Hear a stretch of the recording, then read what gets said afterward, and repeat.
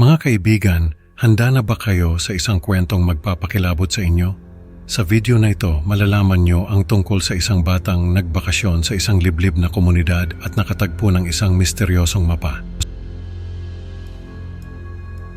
Sa kanilang paglalakbay sa kagubatan, nakarinig sila ng mga kakaibang kaluskos at nakakita ng mga kakaibang marka sa lupa.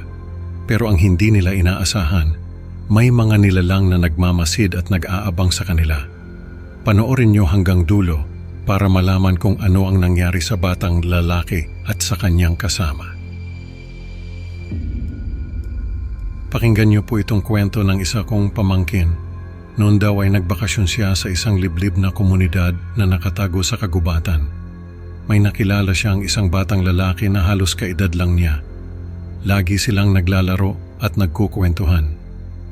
Ang paboritong topic daw ng batang lalaki ay mga kwento ng kababalaghan. Sabi ng batang lalaki, may isang bahagi ng kagubatan na pinaniniwalaan ng mga matatanda na pinamumugaran ng mga nilalang na hindi nakikita. Hindi raw dapat pinapasok ang lugar na iyon at bawal na gambalain ang mga nilalang na naroon. Kapag daw kasi nagambala ang mga ito, ay magdadala sila ng kamalasan sa sinumang taong nanggambala sa kanila. Sabi ng pamangkin ko ay na-curious daw siya sa kwento ng batang lalaki. Kaya naman niyaya niya ito na pasukin nila ang kagubatan at tuklasin kung ano ang meron doon. Noong una ay tumanggi raw yung batang lalaki kasi sabi raw ng lolo nito ay bawal ngang pasukin yung kagubatan. Pero mapilit daw yung pamangkin ko kaya napapayag din niya yung bata. Nagtago raw sila ng isang lumang mapa na nakatago sa ilalim ng kama ng lolo ng batang lalaki. Sabi ng pamangkin ko, napakaganda raw ng pagkakagawa ng mapa na yon. Parang hindi pa rin daw ito naluluma kahit na ilang taon na ang lumipas. Doon daw sa mapa ay nakalagay ang direksyon kung saan matatagpuan ang isang sacred place sa kagubatan. Sabi ng pamangkin ko, baka raw yun ang lugar na sinasabi ng lolo ng batang lalaki. Kaya naman naisip nila na sundan yung mapa para matuklasan ang lugar na iyon.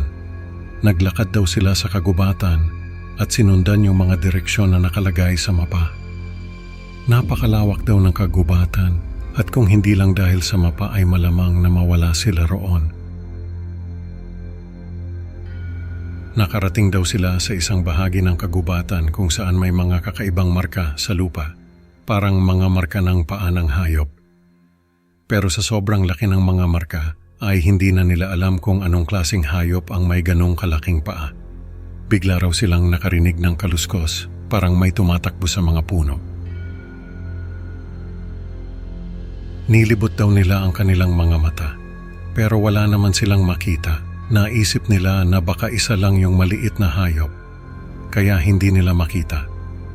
Pero habang tumatagal ay mas lumalakas yung mga kaluskos.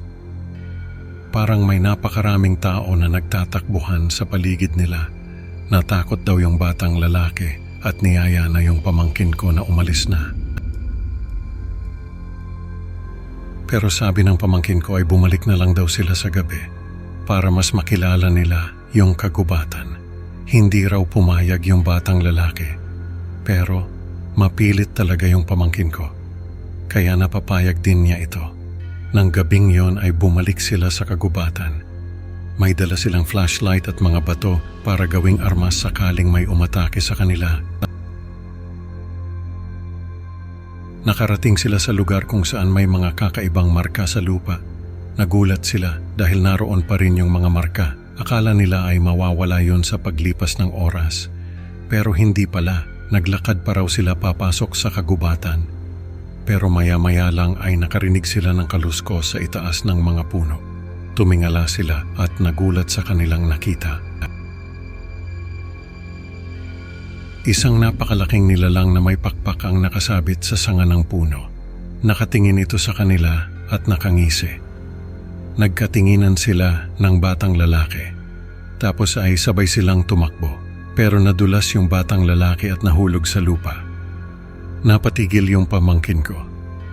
Tapos ay nakita niya na may isa pang nilalang ang dumapo sa lupa. Hinablot nito yung batang lalaki at saka ito lumipad sa itaas. Nakita pa raw ng pamangkin ko na nakatingin sa kanya yung batang lalaki, pero hindi na ito nakasigaw. Tumakbo na yung pamangkin ko. Pero nadapa siya at nahulog sa isang hukay. Hindi naman daw kalalim yung hukay kaya agad siyang nakabangon, pero nagulat siya sa nakita niya. May isang nilalang na may kalahating katawan ang nakahiga sa loob ng hukay. Nakapikit ito at parang natutulog. Nakita raw ng pamangkin ko na may mga balahibo ito sa katawan. Tapos ay may mahahabang pangil. Tumakbo na raw siya palabas ng kagubatan. Pero habang tumatakbo ay naririnig niya yung mga kaluskos sa itaas ng mga puno. Naiisip niya yung batang lalaki. Pero wala siyang magawa dahil sa sobrang takot niya. Pagdating niya sa bahay ng batang lalaki, ay agad niyang sinabi sa mga magulang nito ang nangyari. Pati yung lolo ng batang lalaki ay sinisi siya sa nangyari. Pero hindi na niya ininda yon dahil alam niyang kasalanan niya talaga ang lahat. Nagpunta yung mga magulang ng batang lalaki sa kagubatan.